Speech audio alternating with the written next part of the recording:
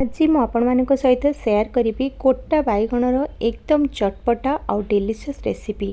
थरे रेसिपी को बनईकी खाइबे ना सब बेले आपन को इच्छा हे बैगण को एमती बनवाई। तो दर्शक बंधु निश्चय रेसिपीटी पूरा देखि नेबे। आशा करुच्ची रेसिपीटी आपण को बहुत भल लगिवो। ताहले चलंतु रेसिपी स्टार्ट करनेबा।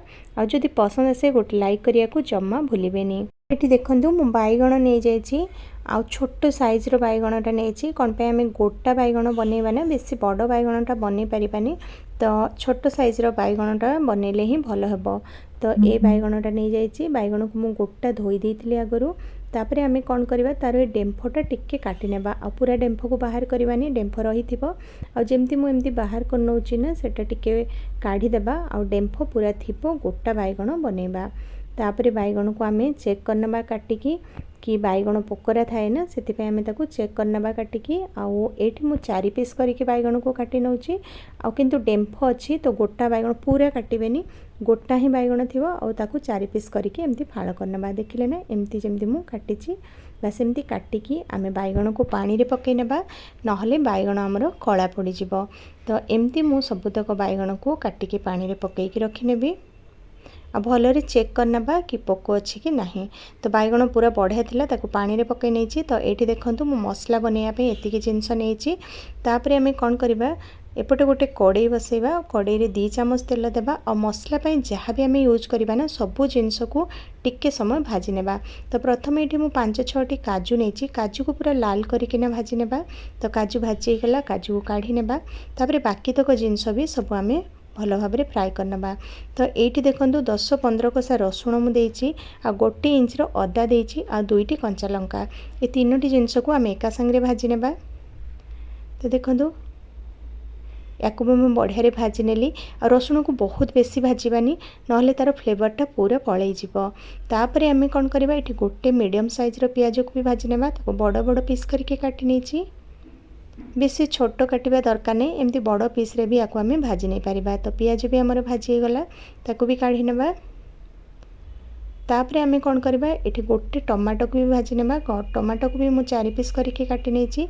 तो ताको भी टिके सॉफ्ट हेबा पर्यंत भाजी नेबा। एमती भाजी की जो आमे मसला बनैबा ना मसलार टेस्ट बहुत बढ़िया लगिबो आ तार बास्ना भी बहुत बढ़िया आसीबो।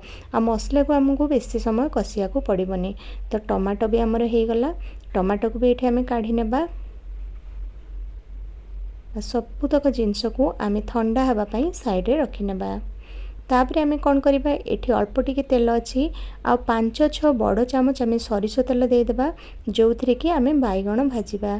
तेल को गरम होगा पई आमे सेपटे छाड़ी देबा। एपटे कौन करिबा जो बैगण को काटिकी आमे पानी रे पकेकी रखिथिले ना बैगण को पानी रु छांकी नेबा आ तो कपड़ा रे भल्ल भाबरे पानी को पोछि नेबा।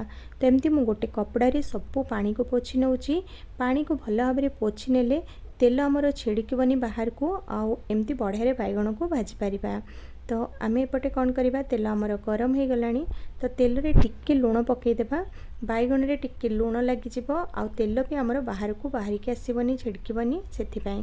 तो एठी मु 4टी सारा बैगण एकाथरे पकई देछि। टिक्के भाजिया को प्रॉब्लम होबो किंतु एपट सेपट करिकि आमे भाजी नेबा नहले गोटे 2टा करिकि भी आपण माने भाजी पारिबे। सेपटे बैगण भाजिबा भितरे आमे कोन करबा जो मसला पई सब जिंस भाजी की रखिथिले ना ताको गोटे ग्राइंडिंग जार रे दे देबा आ गोटे चिकन करके मसला बाटिकी नहीं आसीबा। तो ये देखंतु मसला बाटिकी मु नहीं आछि।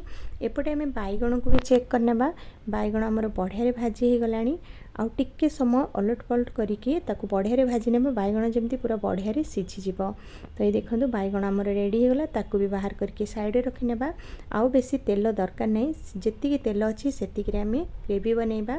तो मु एठी दे देछि गोटे छोट चामच पंचफुटण आ जीरा भी पकेइनी खाली पंचफुटण देछि। पंचफुटण फुटी सारला परे आमे कोन करबा एठी गोटे मीडियम साइज रो प्याज को काटिकी दे देबा आ प्याज को पूरा गोल्डन ब्राउन हेबा पर्यंत फ्राई करनेबा।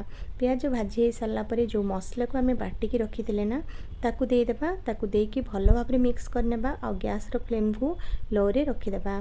स्टेज रे आमे ऐड करिबा सब ड्राई मसला उडा।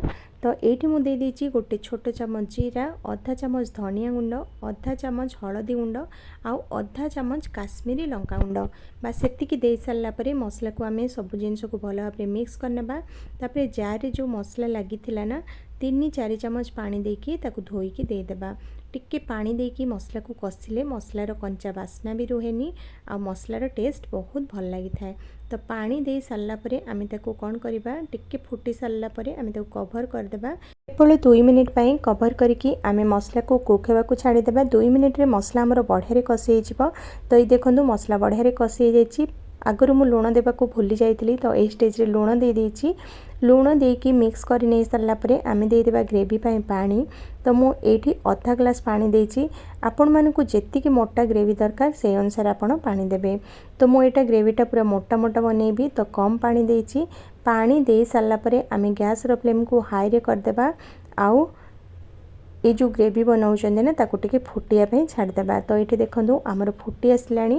तापर आम कौन करवा, जो बैगण को भाजिकी रखी ना ताको ग्रेवी रे देदेबा। तो ये मुझे 4टी सारा बैगण को दे देइछि। तापर भल भाव में टिके समय फुटिबा को देबा। जेते बेले ग्रेवी आमर फुटी आसीबो बा तरकारी फुटी आसीबो ना, आम गैस रो फ्लेम को लो रे करदेबा। तो ये देखो आमर ग्रेवी फुटी आसलानी। आउ टिके समय फुटिला परे आम कौन करवा, गैस रो फ्लेम को पूरा लो रे करदेबा। आ कभर करके 7 मिनिट जाए ताको फुटिया को छाड़ीदेबा। 7 मिनिट पर कभर खोलिक आम चेक करनेबा। देखो पानी पूरा कमी जाइए आ ग्रेवी आमर मोटा मोटा हो जाइए और इथु बढ़िया बास्ना भी आसुची। ए स्टेज में मुझे धनिया पत्र काटिकी पकई देइछि। आपण माने गरम मसला यूज करिया को चाहूतिले देई परिबे, मु किंतु गरम मसला देइनी।